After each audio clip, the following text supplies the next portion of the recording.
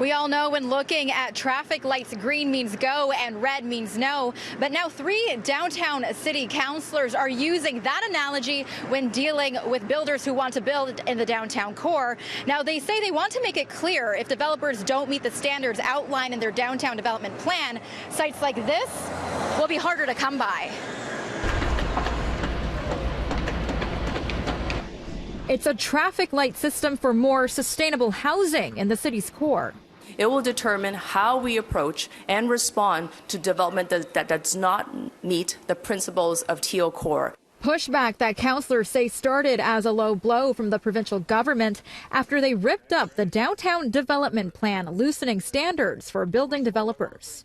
How do we actually respond to something that happened to us? And it didn't just happen to us, it happened to our local communities, the downtown neighborhoods that we represent. And that not sitting well with downtown councillors now pushing what they're calling the development traffic light system, mirroring guidelines and principles set out in their 25-year downtown master plan. We need to build in a manner that's both livable and will ensure long-term prosperity. And so when this provincial government unilaterally, without any consultation, gave a bunch of handouts to the development sector, things like not allowing people to have wider sidewalks, making it possible to build bedrooms without windows. That's not about housing supply. That's about enriching the pockets of developers, and we frankly just don't stand for that. The plan includes guidelines and recommendations that could expedite building proposals if met, including that developers help build appropriate infrastructure, including water pipes and parks. The city is doubling its population over the next 25 years.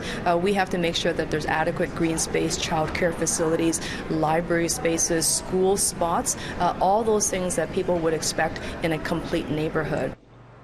The provincial government responding, calling this move by city councillors a game.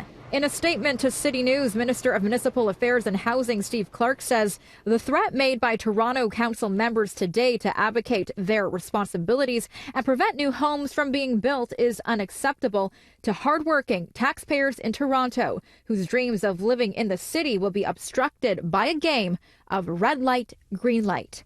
It goes on to say this will only make Toronto a more expensive place to live. So this is not the first time that the province has overreached. And in this case, what they've done is actually go right into the heart of the city of Toronto and tear up a 25-year master plan. That is unheard of. I don't think we would have ever seen another government, another premier dare take on a city like that. Now, downtown councillors say they want to work with developers to ensure they get the green light on their building proposals, while also helping to maintain sustainable communities. Now, coming up later on in the show, we speak to the Building Industry Association to talk about what they say will make housing costs worse in the city.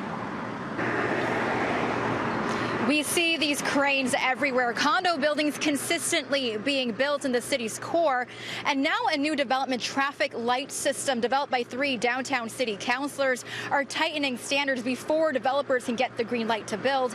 And the Building Industry and Land Development Association says that could potentially make Toronto's housing crisis even worse. Any uncertainty that is brought into the system will only have 3 outcomes. It'll increase cost of housing. If there is delays to the system because the councillors are playing a game of red light, green light, that's going to slow down housing development. That's going to add cost. If these are challenged to the Local Planning Appeals Authority or LPAT, it's also going to add cost. So the bottom line here is that this is going to result in increased challenges to housing affordability.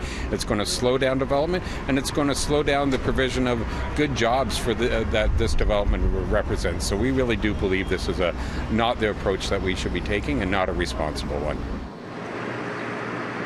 Now, the downtown councillors say that if developers do not follow the principles outlined in the 25-year development plan, their projects will go to the end of the queue and be deprioritized.